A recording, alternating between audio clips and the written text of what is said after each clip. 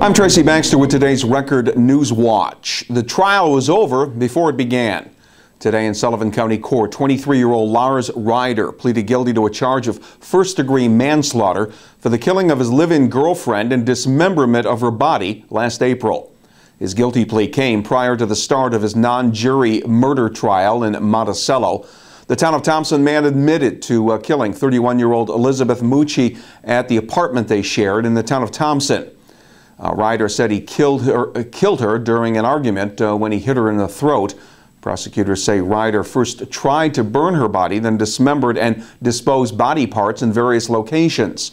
In exchange for his guilty plea, Ryder will be sentenced to 25 years in prison when he is returned to court June 28th.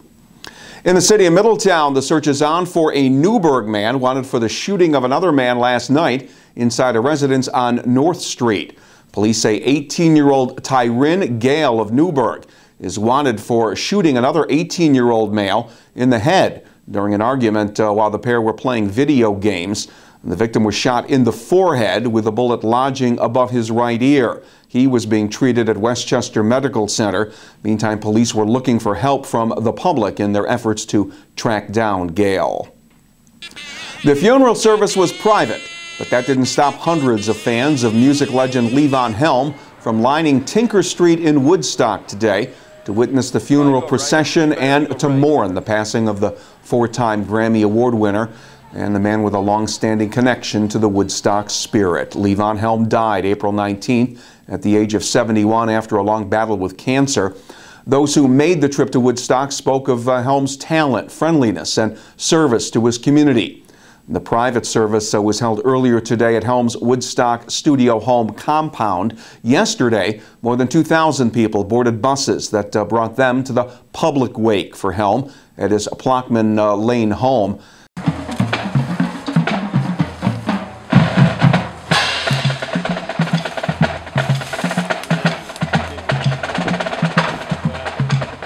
He was buried today in the Woodstock Cemetery next to his former bandmate, Rick Denko, who had passed away in 1999. Levon Helm was inducted into the Rock and Roll Hall of Fame in 1994 as a member of the group The Band. Stay with Record Online for more from Woodstock today and get a full report in tomorrow's edition of the Times-Herald Record. It was an opportunity for veterans to connect with a potential employer. The Orange County Veterans Service Agency hosted a first-ever County Veterans Job Fair today, and those who've served in the military and are looking for employment showed up at the Newburgh Armory in hopes of making a positive impression that will lead to a job.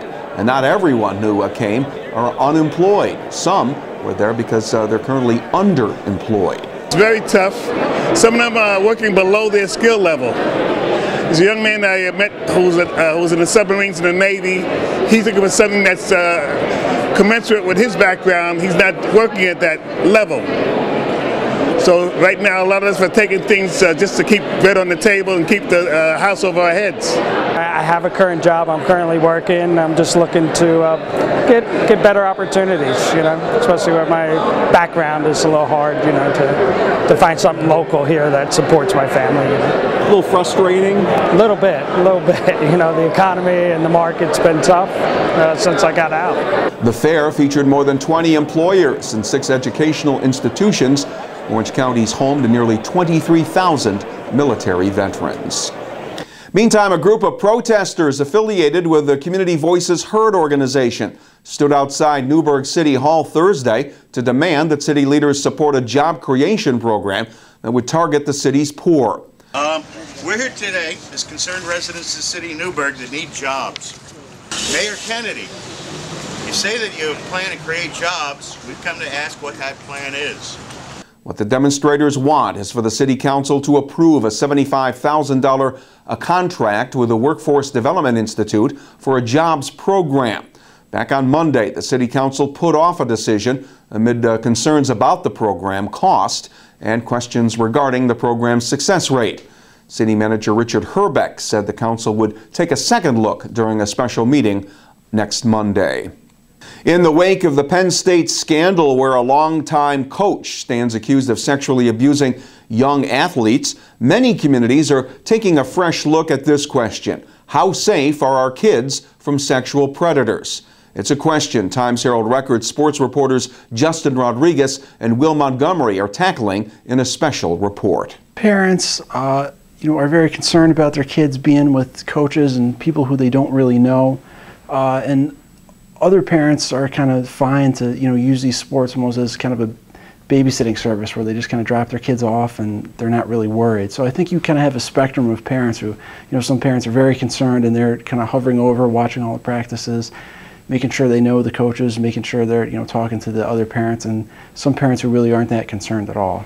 How safe are our kids? Look for the special Times-Herald Record 3-day series that begins this Sunday, April 29th. And a lot of you still aren't getting the message when it comes to slowing down while driving through highway work zones.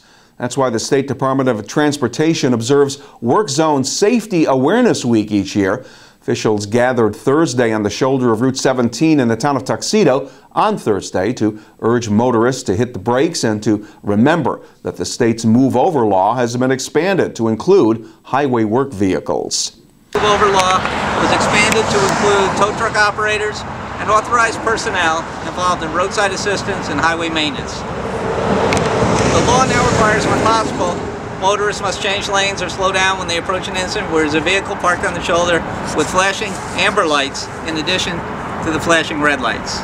Drivers face much stiffer fines and penalties for work zone violations. Last year in New York State, there were 347 accidents in construction work zones.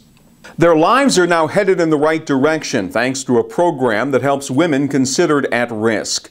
Today was graduation day for 7 Orange County women who successfully completed an intensive 5-day training course offered to the County District Attorney's Office. The Orange County Women's Enrichment Program provides information and support for women referred by local agencies.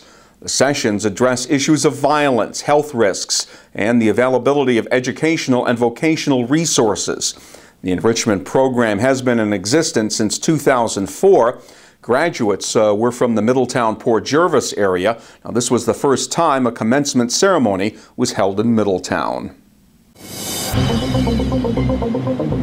Shaping up to be a pretty good weekend weather-wise. Clouds will be on the increase Saturday with a slight chance of a late day or evening shower. Temperatures will top out in the mid to upper 50s. Sunday will be mostly sunny with the highs around 60 degrees.